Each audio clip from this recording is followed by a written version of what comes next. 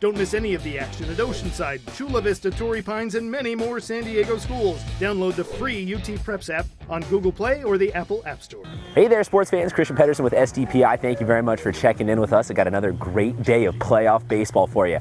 I'm up at Sage Creek. Tommy's down at Eastlake. Let's see how it all played out.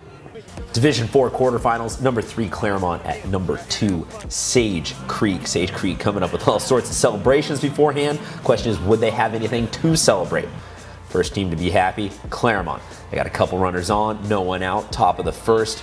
Michael Cortez doing all he needs to do, lifting one to the outfield, bringing home a run via the sac fly. Would not be the only time Claremont would strike in the first. Couple batters later, John Means gonna hit a ground ball. Thought it might have been the end of the inning, pulling on 2, but proven that speed kills. Nice pick over there at first. Bottom of 1, Sage Creek back at it.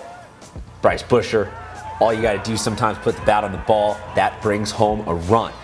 Active first inning, gets even more active when moments later, John Molina knocks one to the outfield, bringing home a pair, putting Sage Creek on top.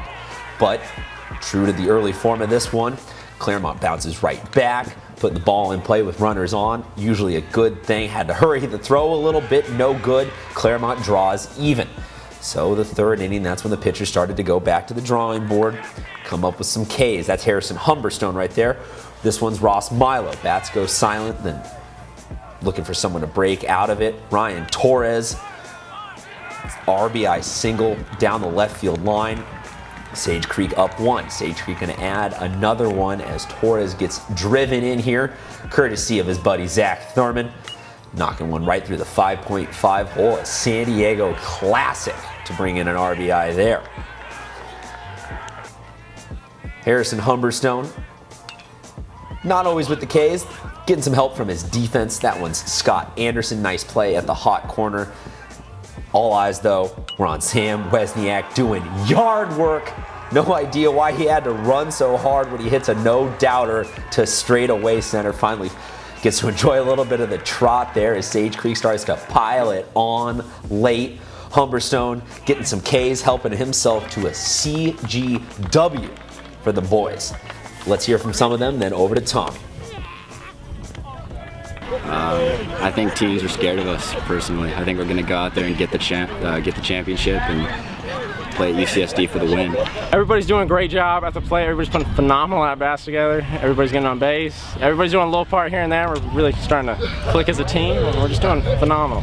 Honestly, it's a great place to be in going into the playoffs. Thanks, Christian. Over here at Eastlake, there was no shortage of power. Lots of home runs in this one. Let's take a look at the highlights.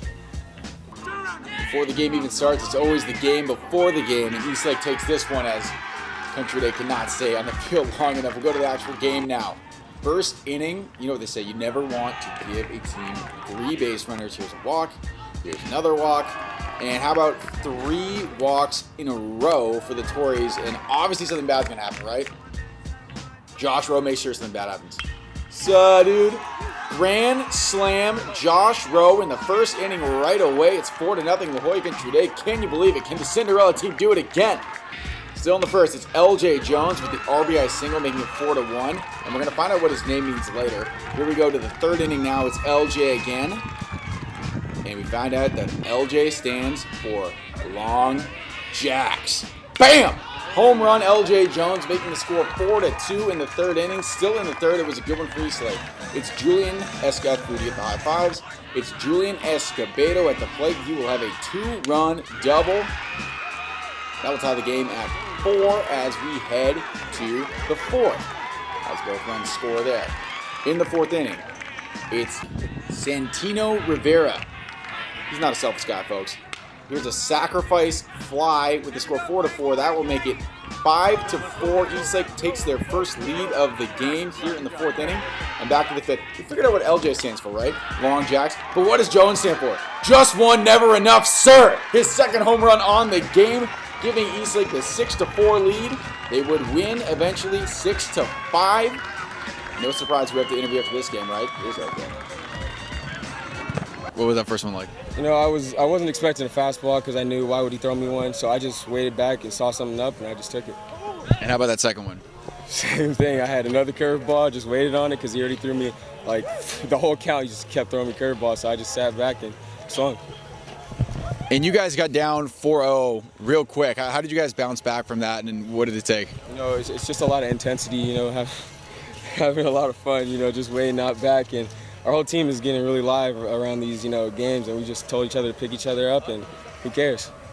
And you got to make the last out too. So what was it like grabbing that last fly ball? Man, it felt great, man. It felt like I don't know what it felt like, man. It just felt really good, you know, because we were just gonna keep moving on, keep going, keep pushing it.